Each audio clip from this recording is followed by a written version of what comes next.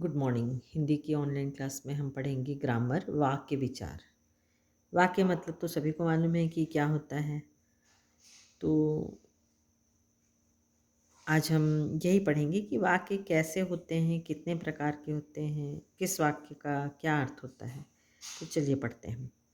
भावों एवं विचारों को पूर्ण रूप से प्रकट करने वाले सार्थक शब्द समूह के व्यवस्थित मेल को वाक्य कहते हैं।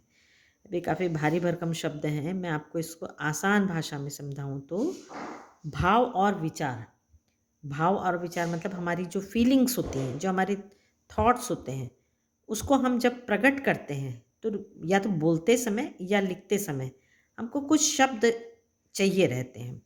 तो उन शब्द को हम जब अच्छे से अरेंज करके बोलते हैं और उसका कोई एक मीनिंग निकलता है तो इसको क्या कहते हैं? वाक्य कहते हैं।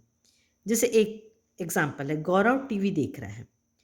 तो ये शब्दों का समूह है, बहुत सारे शब्द हैं और हम अपनी फीलिंग्स बता रहे हैं, किसी लड़की के बारे में बात कर रहे हैं।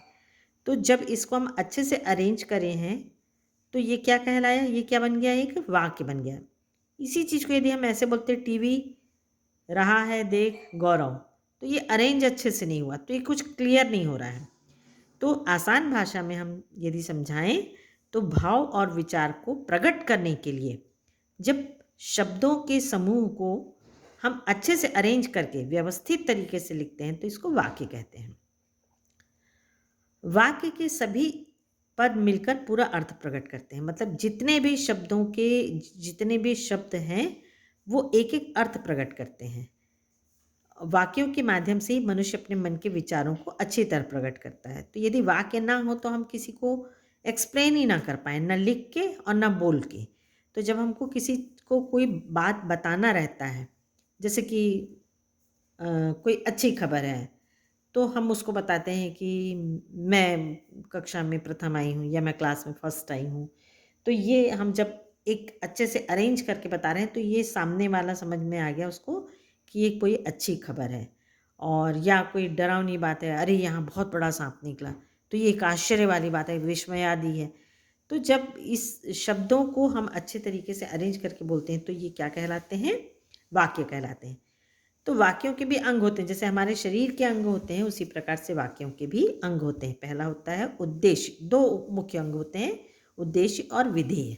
तो उद्देश्य क्या होता है? वाक्य में जिसके बारे में कुछ कहा जाए उसे उद्देश्य कहते हैं। जिसको हम इंग्लिश में सब्जेक्ट बोलते हैं तो वो हिंदी में क्या कहलाता है? उद्देश्य। जिसके बारे में बात हो रही है, यदि अपन कॉमन लैंग्वेज में बात करें तो जिस चीज़ के बारे में बात हो रही है वो उद्देश्य या सब्जेक्ट कहलाता है। विधेय, इसको हम इंग्लिश में ऑब्जेक्ट बोलते हैं। उद्देश्य के बारे में जो कुछ कहा जाए, मतलब जो सब्जेक्ट है उसके बारे में जो डिफाइन किया जाए, जिसके बारे में बात की जाए, उसे विधेय कहते हैं।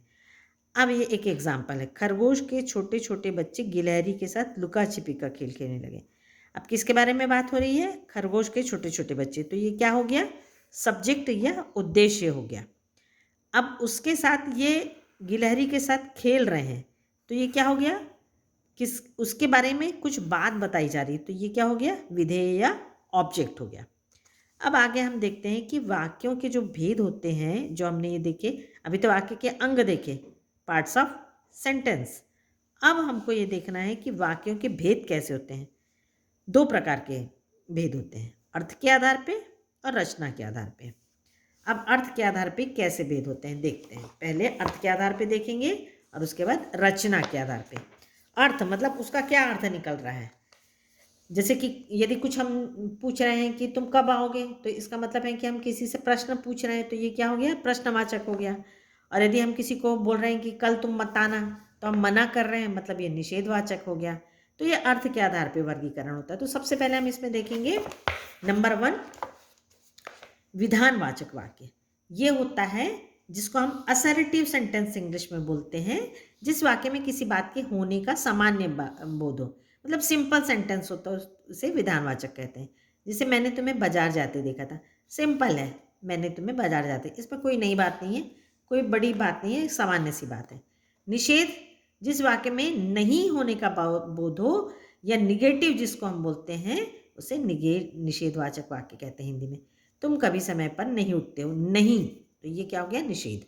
प्रश्नवाचक बोलने से ही समझ में आ रहा है कि जब हम किसी से प्रश्न पूछते हैं, तुमने नया मोबाइल फ़ोन कब खरीदा, तो यहाँ क्वेश्चन पूछा गया है। आज्ञावाचक, जिस वाक्य से आज्ञा या अनुरोध का बोध हो उसे आज्ञावाचक, जिसको इम्परेटिव सेंटेंस कहते हैं।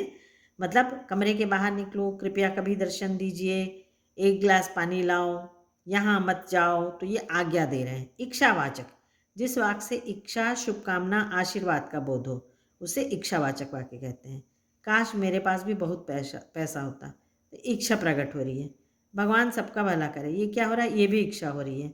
और आशीर्वाद, तुम सबका कल्याण हो, ये आशीर्वाद दे रहे हैं। शुभकामना, आपको सालगिरह की बहुत बहुत शुभकामनाएं, तो ये इच्छावाचक वाक्य कहलाता है।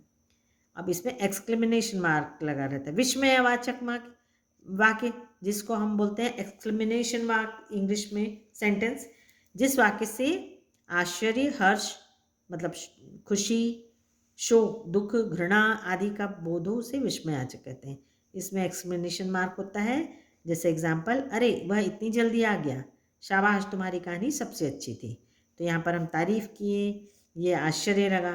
अब 7वां होता है संदेहवाचक, जिस वाक्य से किसी बात के होने का संदेह हो, डाउट हो, पक्का ना हो, उसे संदेहवाचक कहते हैं। जैसे शायद अब तक घंटी बज चुकी होगी, शायद बारिश खत्म हो गई होगी, हो सकता है वो आ गया हो, तो यहाँ संदेह बता रहे हैं।